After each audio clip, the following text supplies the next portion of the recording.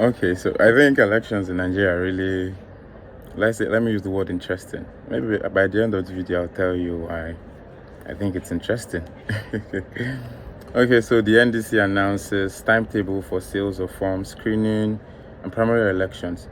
Now, the press release that they gave has like a timetable of when you can get the form, when the screening is done, and the prices for these forms. And that is receiving a lot of backlash. Some people are okay with it, some people are not, and I'll give my view and perspective on that also. So on the 13th, which is today, is the sales of expression of interest forms. You could get yours today. The screening and interview of aspirants is on Tuesday, that's next week. On sales of nomination forms immediately after the screening.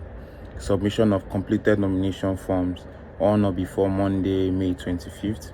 Appeal from screening process. That's if you find any need to appeal the screening process, maybe you were screened out or something. Monday, May 25, Tuesday, May 26th, both days. Then the primary election for various elective offices is on Wednesday and on Thursday. Then the presidential primary, which is the one that has like the bulk focus from everybody, where everybody's looking at, will Peter Obi actually even be? You get Peter Obi and Kwankwaso, or you get the point. On Friday, May 29, 2026 in Abuja.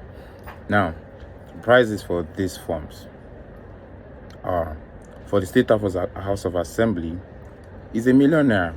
For the expression of interest forms, then the nomination form cost 1.5 million naira. House of Reps cost 2 million naira. The nomination form is 4 million naira. Senate expression of interest form is 3 million naira, while its nomination form is 5 million naira. Governorship 10 million, nomination form 20 million, which amounts to like 30 million. Presidency 20 million, nomination form, that's for the expression of interest form that I am interested in this position, is 20 million naira, whilst its nomination form is 40 million naira. Now they gave a clause here for female aspirants and for persons living with disability get 50% off, and I think I find that to be very, very off.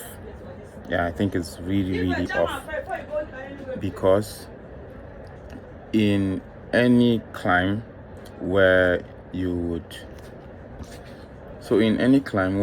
think it's okay to group women and people with disabilities for a same discount, I'm not sure what the reason behind that is, but it just doesn't make any sense, right?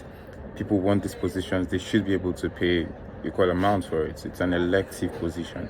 But that aside, the amount that people have to pay for this position, I think, in my perspective, that it is ridiculous. Also owing to the fact that there is enormous expenses to Nigerian politicking. So if I want to be president, just for NDC, which is a party that nobody knew until literally when Toby went there, like in a lot of regard and sense, yeah, is good. Now, that same party, which was relatively unknown, undeterred, and like basically from nowhere, now sells this presidential form for, you'd have to spend a total of 60 million naira. Now, I find that weird and I find that unappealing. So, like, one of the biggest backlashes that the APC has is this presidential form, including its expression of interest form, together would cost 100 million.